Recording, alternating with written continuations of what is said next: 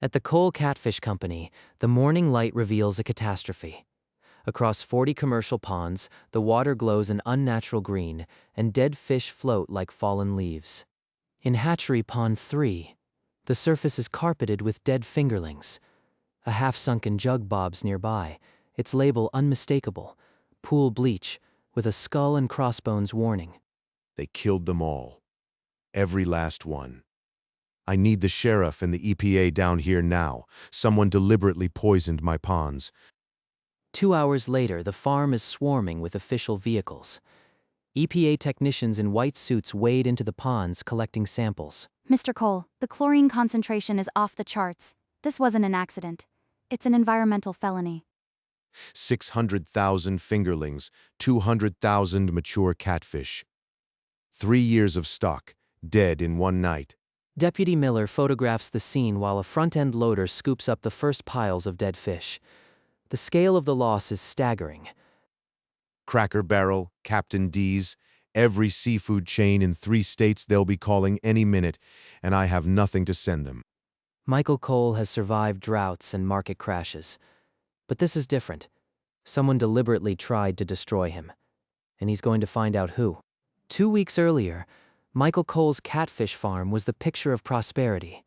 The ponds teemed, the air clean, business booming. He'd just finished feeding the broodstock when a white Range Rover pulled up to the gate. Every restaurant chain in 3 states depends on these ponds. We're untouchable. You're the one poisoning our neighborhood with that stench. Ma'am, I have all the permits from the county.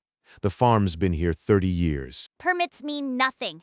This smell lowers property values. I demand you shut down immediately. I don't think you understand. This farm supplies half the restaurants in the tri-state. It's not shutting down. We'll see about that. The HOA will have something to say. You'll regret this.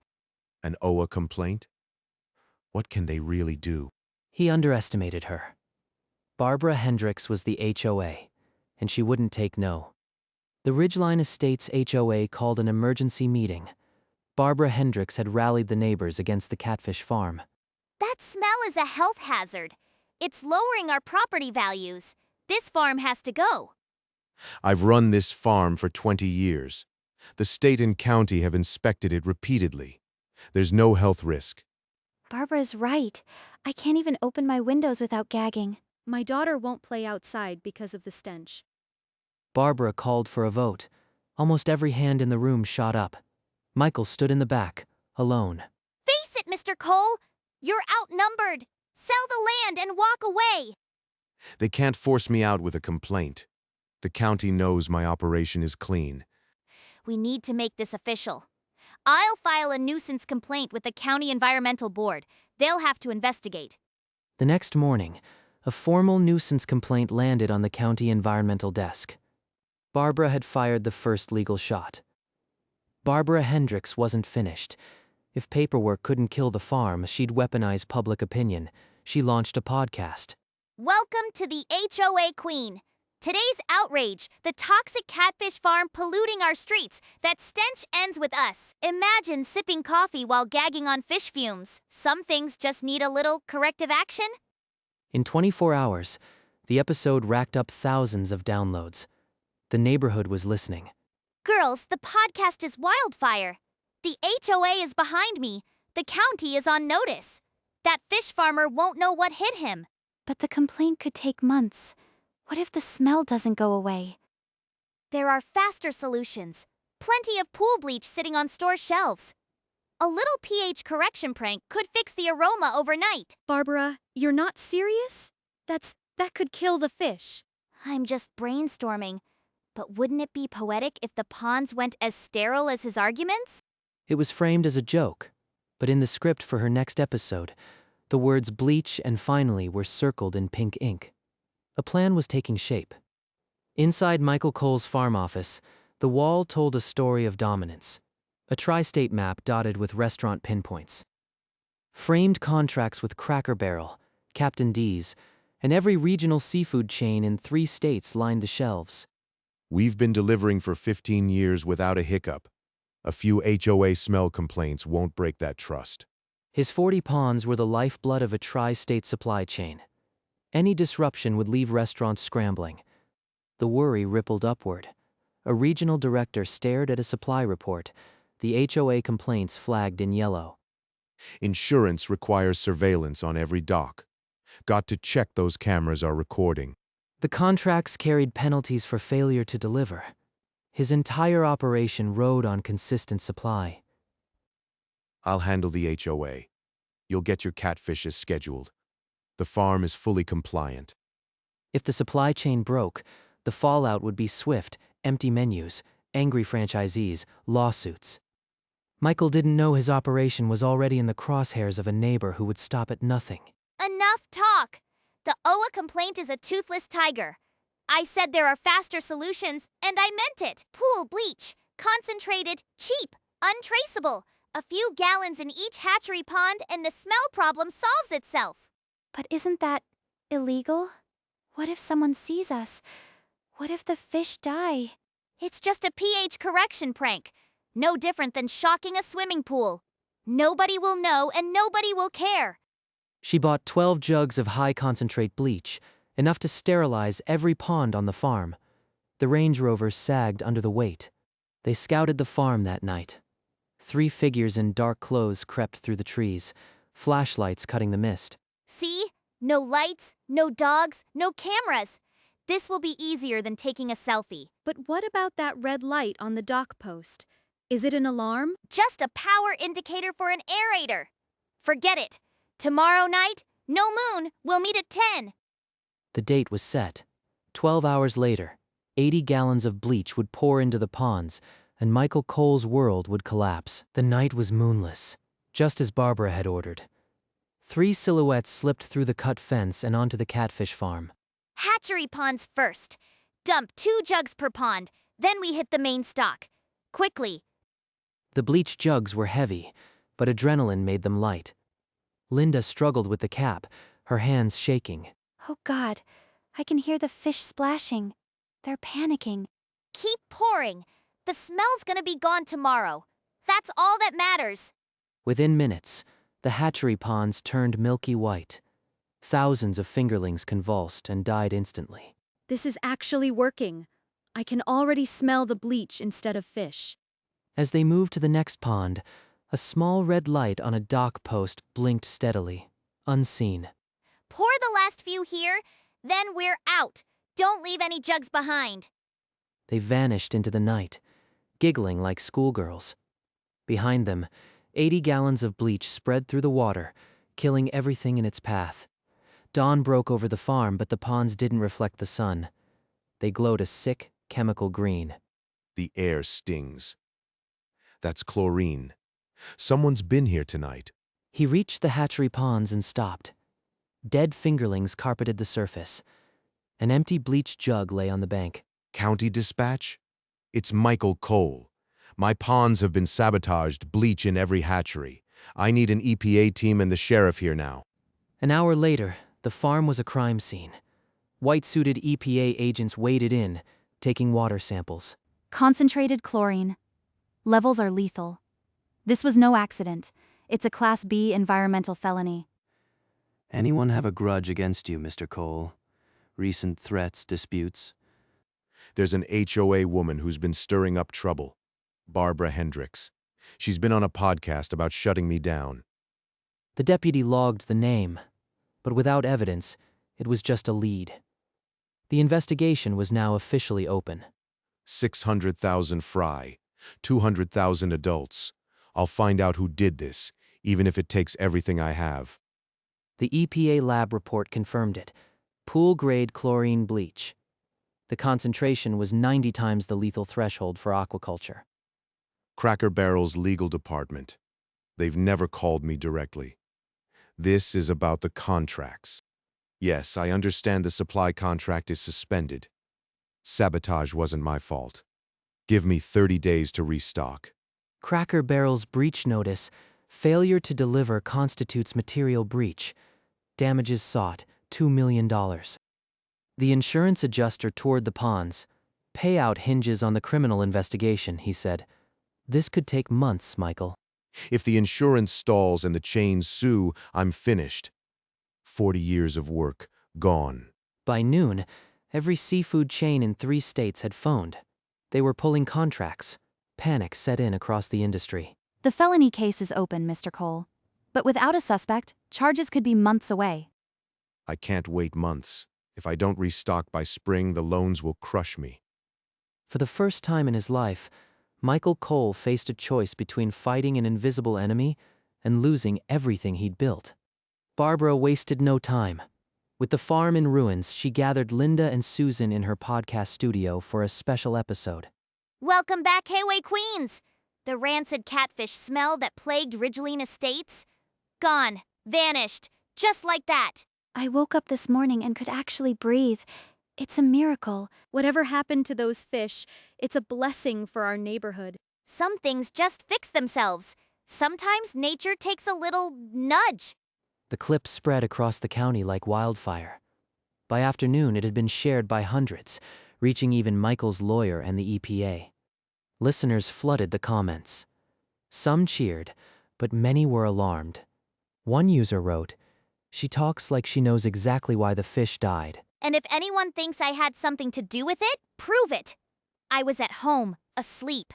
The podcast didn't directly confess, but the timing and glee were damning.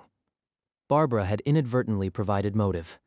Without hard evidence, the district attorney couldn't act on a podcast. But for Michael, it confirmed everything he needed to hear. Alone on the dock that night, Michael Cole inserted the last SD card into his laptop. The insurance surveillance had recorded everything. The screen lit green with night vision. 3 figures crept into frame, carrying heavy white jugs. He froze. Barbara. That's her. The bleach jugs in her hands. The timestamp matched the exact hour the fish were killed. Every detail was preserved in 4K. Linda stumbling, Susan pouring too quickly, Barbara grinning. They have no idea they were recorded. I have them. He saved 3 backup copies, one on an encrypted drive, one in the cloud, one locked in his gun safe. Now what? Do I hand this over? Or wait? He closed the laptop and stared at the blinking red light of the GoPro on the post. That tiny camera had seen everything. For the first time since the disaster, Michael Cole held the winning hand, but playing it too soon could cost him everything. He sat in the dark, holding the SD card like a loaded weapon, and made his choice. Patience. The next morning, Michael Cole walked into the office of Charles Whitman, the most feared environmental attorney in the state. I have the whole thing on SD. Barbara Hendricks, her accomplices, the bleach jugs, night vision, time-stamped, undeniable. That footage is a nuclear weapon. But if you release it yourself, her attorney will claim fabrication. We need to let the EPA find it through a subpoena. Charles had seen many cases destroyed by impatience. He wasn't about to let Michael make that mistake. Meanwhile, Cracker Barrel sues me for $2 million. I can't wait forever. The investigation is active. They'll subpoena all security records within weeks. When they do, that video is admissible and unassailable. But what if they miss this camera? What if the file corrupts? He pushed the doubt aside. Charles was right. Impatience was the real enemy. Barbara's own podcast has already painted her as a suspect. This video will bury her. Trust the process. Michael tucked the SD card into his coat and stepped into the cold morning. He wouldn't tell anyone. He'd wait. A courier delivered a stack of new lawsuits. Captain D's, Cracker Barrel, and 4 regional chains had piled on. His insurance adjuster sent an email. Payout delayed 12 months pending criminal charges. Consider third-party financing.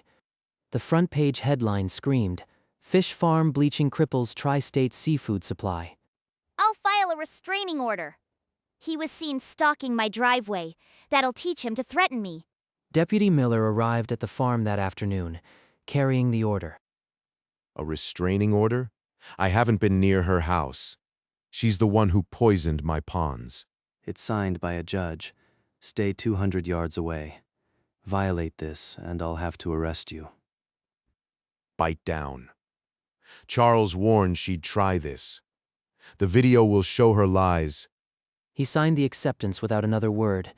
The order was humiliating, but it was also proof of her malice. At the pond's edge, Michael pressed the SD card against his chest. Not yet, he whispered into the wind. Deputy Miller conducted separate interviews. On Linda's porch, she twisted a tissue, eyes darting towards Susan. I don't know anything about Bleach. We were home watching television. I didn't pour anything. I mean, I wasn't there. I don't know what happened to the fish. This is harassment. I'm a respected community member. Unless you have a warrant, I'm done talking. Linda and Susan walked out of the sheriff's station, pale but unbroken. Barbara's text threat hung over them. Without a witness or forensic link, we can't press charges against Hendricks. The podcast isn't enough. I have to release the video. Charles was wrong. The system needs a push. Charles, the case is dying. I'm giving the footage to the news. At least the public will know. If you leak it, the defense will call it a smear. Wait for the subpoena, it's been issued, I just heard. Michael stared at the SD card in his palm. The subpoena would unlock everything. He slipped it back into his pocket and waited. The podcast clip exploded across social media overnight. 2 million views and a trending hashtag, #FishKillQueen. By noon, news vans crowded her street. Barbara stepped onto her porch, facing a dozen cameras. I'm being targeted by a small business owner who can't follow rules. The public knows I'm the victim here. Michael watched the broadcast from his farm office, the anger rising like bile. She's spinning her guilt into a crusade. Every lie buys her another day. The restaurant chains, fearing brand damage, issued a joint statement. We are reviewing our supply chain integrity. The subpoena is being served now. Once the EPA has the footage, Barbara's house of cards collapses. Make sure it's airtight. I want her to see her own face in that video when it plays. Barbara's podcast download counter ticked past 10 million, a record, but the very platforms that hosted her were now reviewing her content. The whole county held its breath. The real evidence was about to land, and Barbara Hendricks had no idea. In Charles's office, Michael placed 3 SD cards on the polished table. The subpoena sat beside them, stamped and official. A forensic expert from the DA's office connected the drives. Metadata confirmed. The footage was continuous, unedited, and time-stamped. This is the nuclear option. Every frame is authenticated. Once we hand this to the EPA, there's no going back. No more waiting. It's time to burn her world down. Michael called Agent Harris. 2 hours later in the EPA field office, he slid the small plastic case across the table. Mr. Cole, this is the break we needed. I'll present it to the grand jury tomorrow. Barbara Hendricks is finished. Deputy Miller received the transfer notification. Within the hour, he began drafting arrest warrants for Barbara, Linda, and Susan. Across town, Barbara leaned into her podcast microphone, cackling about another victory for the HOA. She had no idea the trap was set. It's out of my hands. The truth is coming for her now. The evidence box was sealed, chain of custody signed. In 48 hours, a judge would watch the video that would end Barbara Hendricks's reign. At dawn, Deputy Miller and EPA Agent Harris served the search warrant at Barbara Hendricks's residence. The sheriff's car blocked the driveway. Mrs. Hendricks, we are authorized to search for any containers of pool bleach and podcast scripts related to a criminal sabotage. In the garage, past her white Range Rover, a stack of 11 empty bleach jugs sat hidden behind garden equipment. Those are for my pool. I have no idea how they got there. This is absurd. Inside her podcast studio, Agent Harris opened a drawer. A printed script for episode 14. The words bleach and finally were circled in pink ink. That's not mine. It's a joke, a brainstorming note. Anyone could have written that. An hour later, Barbara sat in an interrogation room, her attorney beside her, as Agent Harris laid out the receipts. We have bleach purchases, the empty jugs, your script, and the podcast timeline. It all points to you. Michael Cole planted that evidence. He's been harassing me for weeks. I'm the victim here. But her claims fell flat. Deputy Miller had already picked up Linda and Susan. and in the next room, the damning video was cued to play. In a wood-paneled deposition room, Barbara Hendricks sat beside her attorney, her composure a mask of defiance. Michael Cole and Charles Whitman faced her across the table, Deputy Miller by the door. Mrs. Hendricks, you claim you were never near the Cole farm the night the bleach was dumped. Is that your testimony under oath? Absolutely. I was at home asleep. This entire investigation is a witch hunt by a failed businessman. Charles said nothing. He pressed a button, and a large monitor flickered to life, bathing the room in green night vision glow. The footage rolled, 3 figures creeping through the mist, flashlights bobbing. Then a close-up of Barbara's face, grinning as she unscrewed a bleach jug. The timestamp matched the night of the kill. The screen showed Linda stumbling and Susan pouring too fast, but Barbara's voice cut through. Keep pouring. The smell's gonna be gone tomorrow. That's not me. It's fabricated. Turn it off. The metadata has been authenticated by the State Forensic Lab. Your own podcast episode provided motive. This is conclusive. Finally, the truth is out. Barbara's attorney went pale. The video played on, her guilt undeniable. The HOA queen's reign was over. The state filed the indictment: environmental felony, criminal trespass, vandalism. Barbara Hendricks faced 12 years and $14 million in damages. Cracker Barrel, Captain D's, and 4 regional chains withdrew all suits against Cole Catfish and filed civil claims against Barbara instead. Every podcast platform pulled the HOA queen. The studio was dismantled, soundproofing torn down, microphone tossed in a bin. A bank repo truck hauled away the white Range Rover. The HOA QWN plate clattered on the tow bar as it rolled down the street. All this over some fish? It was a prank. A pH correction. They can't destroy my life for a joke. The chains are back on my side. The bank might still work with me. Maybe we can rebuild.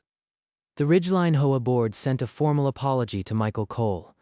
The nuisance complaint was expunged from county records. A for sale sign pierced the perfect lawn. Barbara Hendricks' assets were frozen, her empire crumbling. The podcast website displayed a 404 error. The HOA queen was officially silenced. Justice. Real justice. Now let's get these ponds restocked. The courtroom fell silent as Barbara Hendricks rose to face the judge. The video had already condemned her. The sentence was read: 12 years imprisonment, $14 million in restitution for the deliberate sabotage. This is a travesty. I was improving the neighborhood. That video was doctored. Your Honor, she killed 800,000 fish without remorse. She dismantled the food supply for 3 states. I'm so sorry, Mr. Cole. I just went along. I'll never forgive myself. Susan also apologized, her voice cracking. In exchange for testimony, both would serve probation. The judge finalized the sentence. Deputy Miller stepped forward with handcuffs. Barbara's face crumbled. It was a prank.